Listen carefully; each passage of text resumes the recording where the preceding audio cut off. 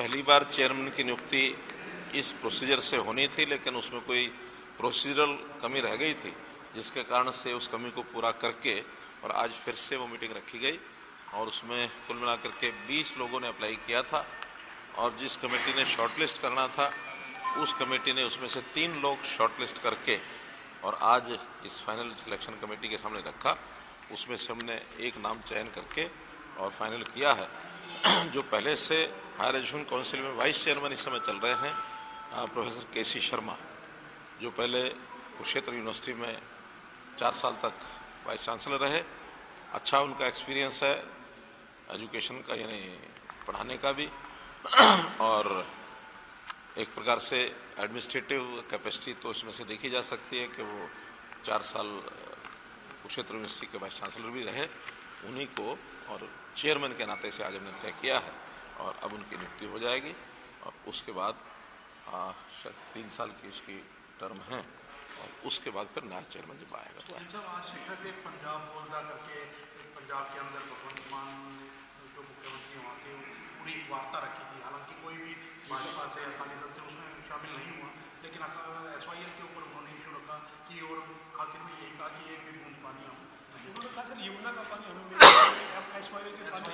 देखिए ये सब रटेटाई बातें होती हैं और हर कोई जैसा मन में आता अपने हिसाब से वो बोलता है, उसमें मुझे उत्तर देने की आवश्यकता नहीं है। कारण क्या कि ये सुप्रीम कोर्ट के अंतर्गत ये सारा विषय चल रहा है और जब सुप्रीम कोर्ट में कोई चीज़ होती है तो एक प्रकार से उस विषय पर कमेंट ना किया जाए तो अच्छा होता है। मैं तो कह रहा हूँ कि जो कुछ है उनके अपने विचार हो सकते हैं, लेकिन चूंकि ये अंडर लिटिगेशन एक विषय है सुप्रीम कोर्ट में, तो जैसा सुप्रीम कोर्ट निर्णय करेगा वैसा हमको। सर वो ये भी कहते रहे कि बाढ़ आई थी कि हरियाणा राजस्थान को तब पानी दे दे, तब पानी क्यों नहीं दिया?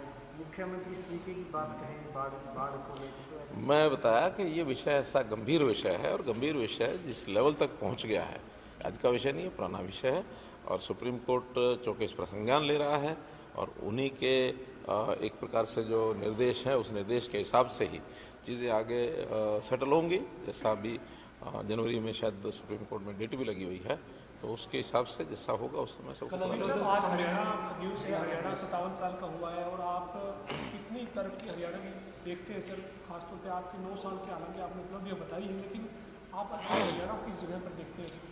देखिए आज के दिन मैं इस विषय पर कोई ऐसा नहीं कहूँगा कि केवल अपने 9 साल की उपलब्धियों की बात, क्योंकि हरियाणा दिवस है, हरियाणा प्रदेश जिसका जन्म 1 नवंबर और 1966 को हुआ था, 57 साल का हरियाणा हो गया।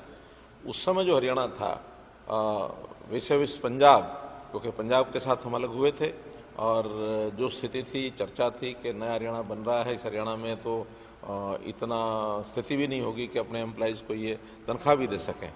आज मैं समझता हूं कि अगर हम पंजाब से तुलना करें अथवा अन्य प्रदेशों से तुलना करें, हमारे प्रदेश की स्थिति एक प्रकार से बेहतर जैसी हो सकती है वैसी है। आज हमारे 4 लाख एम्प्लॉइज़ हैं, उस समय तो मात्र कुछ हज़ार ही थे और आज 4 लाख एम्प्लॉइज़ को हम अच्छी प्रकार से प्रदेश की सेवा में लगाए हुए हैं और किसी प्रकार की कोई कठिनाई नहीं आती है, कोई हमारे यहाँ आर्थिक संकट नहीं है। हम प्रगति के नाते से, चाहे वो इंडस्ट्रियलाइजेशन हो, चाहे वो किसान हो, चाहे वो खेल हो, चाहे वो सेना हो, हरियाणा का जो स्थान है बाकी प्रदेशों से बहुत आगे है। मेडल्स की जहाँ तक बात है, सारे देश में जो मेडल आते हैं किसी भी अंतर्राष्ट्रीय स्तर के खेलों में, उसमें 1/3 से ऊपर लगभग 40% मेडल जो हरियाणा के होते हैं। आबादी हमारी मात्र 2% है, सेना में हमारी भागीदारी 10 से 11% है। हम यानी खेती के नाते से न केवल स्वयं आत्मनिर्भर हैं, बल्कि देश के अन्य प्रदेशों की ज़रूरत को, आवश्यकता को भी हम पूरा करते हैं। इंडस्ट्रियलाइजेशन का जहाँ तक विषय है, हमारे यहाँ एक बेस्ट ऑफ यानी जो डेस्टिनेशन है बना हुआ है, हरियाणा बना हुआ लोगों की चाहत का, और उसी का एक परिणाम है कि आज देश भर में जो जीएसटी इकट्ठा होता है, per capita GST collection Haryana का सर्वाधिक है। तो ये सारे फैक्टर्स ऐसे हैं जिसमें आप कह सकते हैं कि 57 साल का हरियाणा, सबका अपना अपना योगदान है। मैं आज इसमें कहूँ कि पूर्व की सरकारों का योगदान बिल्कुल नहीं था, जहाँ राजनीति की बात आएगी वहाँ उसकी तुलना हम करेंगे कि आखिर इन 9 सालों में हमने क्या किया, उन्होंने पहले क्या किया। लेकिन जहाँ तक पूरे हरियाणा का विषय है, हरियाणा 1966 से लेकर आज तक की जो यात्रा है, बहुत समृद्ध यात्रा, सुखी यात्रा, अच्छी यात्रा चली है और आगे इससे अच्छी यात्रा चलने की कामना करते हैं। कर्मचारियों को आज से मेडिकल सुविधा के लिए आपने घोषणा कर दी है सर, कितने कर्मचारियों को किस रूप में लाभ मिलने वाला है सर? बहुत समय से हम लोग कोशिश कर रहे थे कि इसका एक सिस्टम बैठ जाए, लेकिन टेक्निकल चीज़ें होती हैं, वो चूँकि कैशलेस सुविधा देने के लिए हॉस्पिटल्स को डिपार्टमेंट के साथ सीधा जोड़ना पड़ता है और बीच के जो सारे पहलू, कुछ औपचारिक पहलू भी होते हैं, उनको पूरा करना पड़ता है, समय ज़्यादा लग गया। लेकिन आज से हमने अभी 2 विभागों को और कैशलेस के लिए एक प्रकार से सुविधा दी है, जिसके अंदर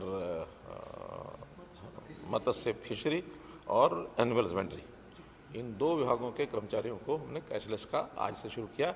1 महीने तक इसकी सारी एक सिस्टम को हम फॉलो भी करेंगे, मॉनिटर करेंगे और सिस्टम अगर फ्लॉलेस है, कोई दिक्कत कठिनाई नहीं आएगी तो फिर अगले महीने से बाकी कर्मचारियों को शुरू करेंगे। डिप्टी सीएम की बात होती है, आज हमें चौटाला कह रहे हैं कि हम अगर सरकार में आए तो बीसी और एससी का एक डिप्टी सीएम बनाएंगे। इस तरीके की जो राजनीतिक बयानबाजी हो रही है, कैसे देखते हैं सर आप? पहले हुड्डा साहब 4 डिप्टी सीएम की बात कर रहे हैं। देखिए, उनके सामने ये जो जातिगत ये जो राजनीति करने का सी है, हमने तो 4 सी खत्म करने की बात कही। Congress, C stands for Congress, C stands for corruption, C stands for crime, C stands for castist politics. इन 4 सी को खत्म करना है और इसमें से अलग अलग पार्टियां अलग अलग तरीके से कुछ करती हैं, तो हमारा इससे कोई संबंध नहीं है। हमने तो हरियाणा एक, हरियाणवी एक, जाति पाति से ऊपर उठ करके और समाज को किस प्रकार से डिलीवर करना है, सरकारी सेवाएं, सरकारी योजनाएं लोगों को कैसे मिलें, तत्परता से कैसे मिलें, ट्रांसपेरेंसी से कैसे मिलें, बेहिचक कैसे मिलें, हर किसी का अधिकार हर किसी को मिले। हमारी जातियां, उनकी जातियों में अंतर है। हमारी जातियां हैं 2, एक गरीब एक अमीर। गरीब का भला, इस जाति के हिसाब से हम चलेंगे, उसके लिए हम अपनी योजनाएं बना रहे हैं। और कल भी जैसा पता है कि अंत्योदय सम्मेलन देश के गृह मंत्री आ रहे हैं और उसी को एक मैसेज को देने के लिए हम आगे बढ़ रहे हैं। धन्यवाद। तो मुख्यमंत्री मनोहर लाल की तरफ से प्रेस ब्रीफिंग की गई, बड़ी जानकारियां दी गई हैं मुख्यमंत्री की तरफ से। ये बड़ी खबर आपको बता दें, एसवाईएल को लेकर भी बोले हैं मुख्यमंत्री मनोहर लाल। कहा कि मामला सुप्रीम कोर्ट में है, सुप्रीम कोर्ट जैसा फैसला लेगा वो मान्य होगा।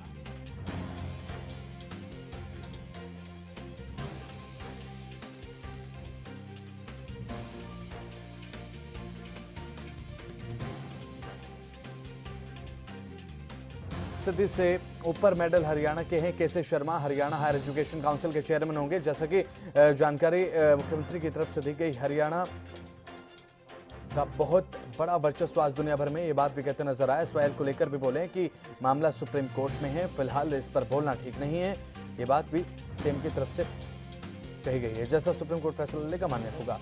तो केसी शर्मा नए चेयरमैन होंगे हरियाणा हायर एजुकेशन काउंसिल के। उनकी नियुक्ति जल्दी हो जाएगी, ये बात भी मुख्यमंत्री की तरफ से कही गई है।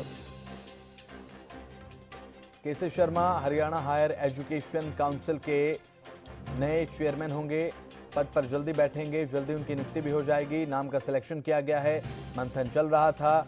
पूर्व मुख्यमंत्री भूपेंद्र हुड्डा बैठक में मौजूद थे, स्पीकर ज्ञानचंद गुप्ता बैठक में मौजूद थे, अध्यक्षता कर रहे थे मुख्यमंत्री मनोहर लाल। उसके बाद प्रेस ब्रीफिंग की गई और जानकारी दी गई। फिलहाल ताजा जानकारी के लिए हमारे साथ हमारे संवाददाता रवि कालीरमन फोन लाइन पर आ चुके हैं। रवि, देखिए, केसी शर्मा को अब जल्द ही नियुक्त कर दिया जाएगा।